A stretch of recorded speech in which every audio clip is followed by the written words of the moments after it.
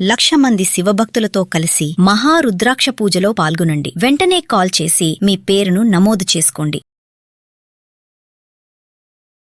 నమస్తే, welcome back to Suman TV. Present మనతో పాటు ఉన్నారు పబ్లిక్ స్పీకర్ రజనీరమ్మ గారు. నమస్తే మ్యామ్. నమస్తే నవీన. మేడం, ఇంగ్లాండ్లో మన ఇండియన్ స్టూడెంట్ అంటే అక్కడ చదువుకోవడానికి వెళ్ళి ఒక అమ్మాయిని ట్రాప్ చేసి 13 years అంటే మైనర్ అమ్మాయిని ట్రాప్ చేసి ఇబ్బంది పెట్టి ప్రైవేట్ పిక్స్ అన్ని తీసి ఇలా చేస్తున్న క్రమంలో అక్కడ పోలీసులు అని పట్టుకొని అరెస్ట్ చేయడం కూడా జరిగింది. అంటే అక్కడ యూకేలో రూల్స్ అన్నీ కూడా చాలా స్ట్రిక్ట్ ఉంటాయంట. ఇంకా మైనర్ అమ్మాయి అంటే ఇంక చెప్పాల్సిన అవసరం లేదు.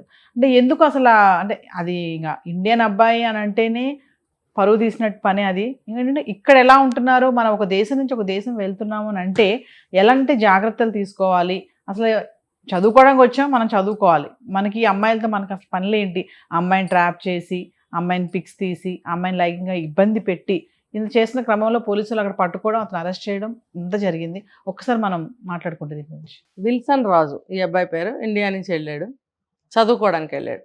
ఏజ్ వచ్చి 24 years. ఓకే, బాగుంది, చదువుకో, చక్కగా డెవలప్ అవ్వు కదా. అది ఫేట్లో లేదనమాట. లేక అక్కడికి వెళ్ళి తప్పు పనులు చేయడం. అంటే ఇప్పుడు కొన్ని కంట్రీస్లో చాలా స్ట్రిక్ట్గా ఉంటారు. ఇక్కడ అదేం లేదులే అనుకున్నాడా, ఇది ఆ కంట్రీ కాదులే అనుకున్నాడా. ఇప్పుడు ఏ కంట్రీ అయినా వాళ్ళకి ఉండే చట్టాలు వాళ్ళకు ఉంటాయి. ఇప్పుడు మనం ఎక్కడికి వెళ్ళామో దాని ప్రకారం ఉండాలి కదా. రోమ్ వెళ్తే రోమన్లాగా ఉండమన్నారు కదా. నువ్వు ఇంగ్లాండ్ వెళ్తే ఇంగ్లాండ్ వాళ్ళలాగా ఉండు, అక్కడ చట్టాలకి బద్ధుడివై ఉండు, అక్కడ ఏ పదార్థం దొరికితే అది తినడానికి అలవాటు పడు. అంతేగాని నువ్వు నీ ఇష్టం వచ్చినట్టు ఉంటే కుదరదు. ఇక్కడ వీళ్ళు ఏంటంటే మన ఇండియా పరువు తీయడానికే ఉన్నారు కొంతమంది. వాళ్ళు చేస్తున్నది, నేను చాలాసార్లు చెప్పాను, మనం చేస్తున్న ఏ పనైనా సరే సొసైటీ పరంగా కానీ, చట్టపరంగా కానీ, సామాజికంగా అంటే మళ్ళీ ఇంటి పరంగా కానీ, వ్యక్తిగతంగా కానీ డ్యామేజ్ అవ్వకుండా ఉండే విధంగా మనం నడుచుకోవాలి అని చెప్పుకున్నాం కదా. మరి ఎక్కడ స్పృహ ఉంది యువతరానికి? చాలామంది పెద్దవాళ్ళు కూడా తప్పులు చేస్తుంటారు కొన్ని వేరే విషయాల్లో. ఇప్పుడు ఈ అబ్బాయిని తీసుకుంటే యూత్ అసలు మన దేశం గురించి ఆలోచించడం, అట్లీస్ట్ ఆ దేశం గురించి ఆలోచించడం, కొన్ని తన భవిష్యత్తు కోసం ఆలోచించడం ఏమన్నా ఉందా ఇక్కడ? దట్టు మైనర్ అమ్మాయిని ఇబ్బంది పెట్టడము, ట్రాప్ చేయడము, ఆ అమ్మాయితో అసభ్యకరంగా మాట్లాడటము, లైంగిక వేధింపులు చేయడము, తర్వాత ఆన్లైన్ ద్వారా ఇన్స్టా ద్వారానో ఒక ప్లేస్ ఇచ్చి అక్కడికి రమ్మనడము, వీడియోస్ తీయడము, ఇవన్నీ అసలు ఎంత దూరం వెళ్ళాడో చూసారా. అంటే అవన్నీ చేస్తున్నప్పుడు అట్లీస్ట్ అది తప్పు అని తెలియలేదా? దేశాలు వదిలిపెడదాం, చట్టాలు వదిలిపెడదాం, చిన్న పిల్ల నీకు తెలియటం లేదా? అక్కడ పిల్లలు చాలా మెచ్యూర్డ్గా ఉంటారు. ఓకే సరే, వస్తే మాత్రం అమ్మాయి మైనర్ అనే అంటారు. ఇప్పుడు 14 years కూడా లేవు అమ్మాయి. ఇప్పుడు అక్కడ అరెస్ట్ చేసిన తర్వాత పోలీస్ వాళ్ళు ఏమని అడిగారో తెలుసా? నువ్వు ఎక్కడి నుంచి వచ్చావు? ఇండియా. దేనికోసం వచ్చావు? చదువుకోవడానికి వచ్చావు. నీ పేరేంటి? So and so. నీ వయసు ఎంత? 24. తర్వాత ఇండియాలో మేజర్ అవ్వాలంటే ఏజ్ లిమిట్ ఎంత? 18+ అన్నాడు. మరి ఇక్కడ అంటే మేబీ 15-16 అన్నాడు. తెలుసన్నావా తెలియకన్నావా నువ్వు? అంటే పోలీస్ ఏం చెప్పాడు? ఇక్కడ కూడా 18+ అన్నాడు. మరి నువ్వు అమ్మాయి ఏజ్ ఎంత? 13+. మరి ఉంది కదా, నువ్వు అనుకున్న ఏజ్ కాదు కదా. అట్లీస్ట్ నువ్వు 15-16 ఉన్నావు, అమ్మాయికి అది కూడా లేదుగా, పోనీ 14 కూడా లేవుగా.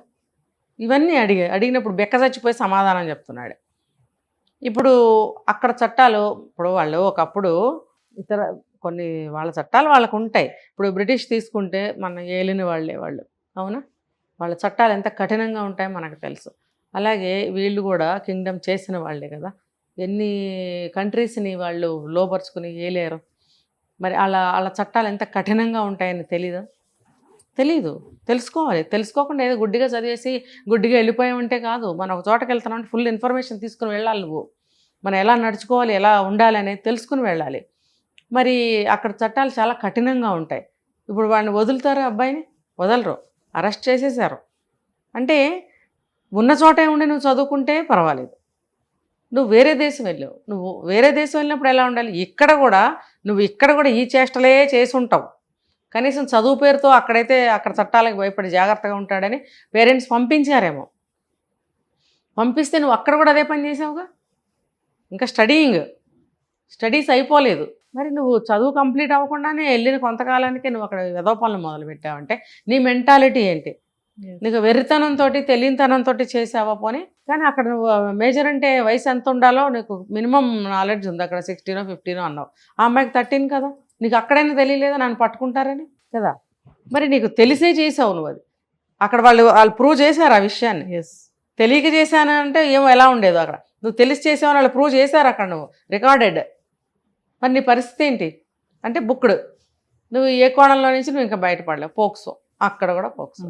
ఇంకా మైనర్ కాబట్టి ఇంకా మనకింకా రిమాండ్కి పంపించడము, ఎంక్వైరీ చేయడము, సానుభూతి, దయ, క్షమ, ప్రేమ, బంధుత్వాలు, అయ్యో అమ్మకన్నా బిడ్డ, అమ్మ ఎంత బాధపడుతుంది, ఇవన్నీ పరిగణనలోకి తీసుకుంటారు.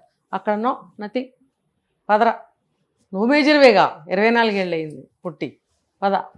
మరి తెలిసి ఎందుకు చేస్తున్నారు వీళ్ళు ఈ పనులు? ఇప్పుడు ఇక్కడున్న వాళ్ళైనా అక్కడున్న వాళ్ళైనా సరే తెలుసుకోండి. మనం ఏ దేశంలో ఉంటే ఏ పౌరుడిగా మనం మసులుకోవాలి, మెలగాలి. అక్కడ ఉన్నటువంటి ప్రతి విషయాన్ని అడాప్ట్ చేసుకోవాల్సిన అవసరం ఎంతైనా ఉంది. లా అండ్ ఆర్డర్ కానీ, అక్కడ బ్రతికే విధానం కానీ, ఫుడ్ హ్యాబిట్స్ కానీ, అక్కడ ఏ వనరులు దొరుకుతాయో దానికి అడ్జస్ట్ అవ్వడం కానీ, ఇవన్నీ కూడా పక్క మనుషులతో ఎలా బిహేవ్ చేయాలి, అవన్నీ కూడా మీరు తెలుసుకుని పరాయి దేశానికి వెళ్ళండి. మన దేశంలో కూడా అలాగే ఉండాలి. కానీ నిర్లక్ష్యం ఎక్కువ మనకి ఇక్కడ. మన దేశమేగా, మన వాళ్ళు ఏమన్నారులే, శిక్షలు తక్కువ, జీవితకాలంలో ఎప్పుడో 30 ఏళ్ళకి 40 ఏళ్ళకి శిక్ష పడుతుందిలే, ఈ లోపల మనకు అన్నీ అవుతాయిలే. నిన్న నేను ఒకటి చూశాను, ఏది ఇండియాలోనే ఏదో స్టేట్ 30 సంవత్సరాలు రేపు వెళ్ళిపోతాడు ఆయన పైకి. ఆయన అరెస్ట్ చేసుకుని ఆయన తీసుకెళ్ళారు. 84 ఏళ్ళు 85 ఏళ్ళు అంట. 33 సంవత్సరాల క్రితం అది ఏదో చేస్తే ఇప్పుడు అతనికి శిక్ష వేశారు. ఆయనకి నడవడానికి రావట్లేదు, తీసుకెళ్తున్నారు. ఇప్పుడు ఆయనకి శిక్ష పడింది. అంటే అలాంటి దయగల కంట్రీ మంది. దీన్ని అలుసుగా మాత్రం తీసుకోవద్దు. రేపో మాపో మన చట్టాలు కూడా కఠినతరం కాబోతున్నాయి. జాగ్రత్తగా ఒళ్ళు దగ్గర పెట్టుకుని ప్రవర్తించండి. మన హక్కులేంటి, తర్వాత మన పౌరుడిగా మన బాధ్యతలేంటి, బాధ్యతలు హక్కులు రెండూ తెలుసుకోండి. తెలుసుకుని ఒళ్ళు దగ్గర పెట్టుకుని బతకడం అనేది మంచి పద్ధతి. Thank you.